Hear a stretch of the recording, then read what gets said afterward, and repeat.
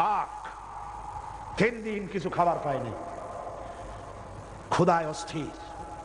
বুড়ো বাঘ শিকার পায় নাই। জঙ্গলের পাশে এসে দেখে একটা ভেড়ার পাল, জিহ্বায় পানি এসে গেল। পাইছে, এর একটাকে ধরতে পারলেই উদার পূর্তি করে খেতে পারবো। বাঘ এসে আরাম করে বসেছে। বাঘ যেভাবে শিকার করে পজিশন নিয়েছে, লেজ নাড়তেছে, কান দুটো খাড়া করেছে, চোখ দিয়ে এইম ঠিক করে ফেলেছে। হঠাৎ চোখ পড়ল ওই ভেড়ার পালের ভেতরে একটা বাঘের বাচ্চা, আর ভেড়ায় বাঘের গুতাইতেছে। ভেড়া কাসুমাসু হয়ে, বাঘ কাসুমাসু হয়ে এক কোনায় চলে যাচ্ছে। বুড়ো বাঘ এই দৃশ্য দেখে ওর ক্ষুধা টুধা শেষ। হায় হায়, ভেড়ায় গুতায় বাঘের বাচ্চা, কি আশ্চর্য কথা। ক্ষুধা টুধা শেষ, সে এমনি ওই বাঘের বাচ্চার উপরে চম করে ধরে ফেললো বাঘের বাচ্চা। পরে কামড়ায় ধরে হিচড়ে টেনে জঙ্গলের ভিতরে নিয়ে গেছে। হ্যাঁ বেটা বাতিজা, তুই ভেড়ার পালের মধ্যে কেন? কয় আমি তো ভেড়া। আরে পাগল, তুই ভেড়া না, তুই বাঘের বাচ্চা। কয় না, আমি ভেড়া। আশ্চর্য কথা। ঘটনা ঘটেছিল, ওই ভেড়ার মালিক শিকার করতে গিয়া ছোট্ট একটা বিড়ালের মতো বাঘের বাচ্চা পাইছিল। ওইটা জানিয়ে ভেড়ার সাথে লালন পালন করেছে, ভেড়ার দুধ খেয়ে এসে বড় হয়েছে। এখন ভেড়ার মধ্যে সে থাকে, সে মজু করে, আমিও বুঝি ভেড়া।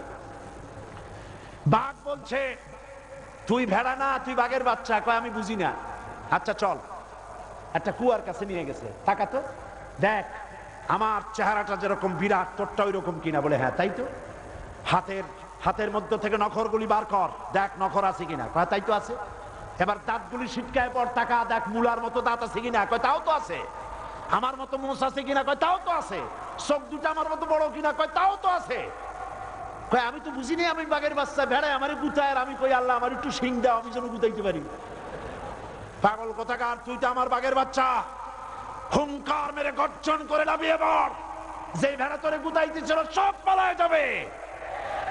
আজ এই বিশাল জনসমুদ্রে মুসলমানদের সন্তানদের বলি, গড্ডালিকা প্রবাহে ভেড়ার বাচ্চা তোমরা নও, তোমরা খালিদ বিন ওয়ালিদের সন্তান, তোমরা শহীদ তিতুমীরের সন্তান।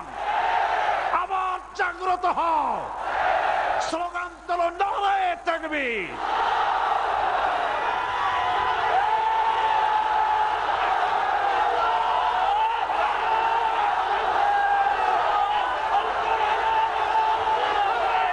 এই স্লোগানের আগুনে, এই স্লোগানে, এই ইমানের তেজোদ্দীপ্ততায় ভারতের গোলাম শেষ হয়ে যাবে, প্রতিষ্ঠিত হবে আল্লাহর গোলাম।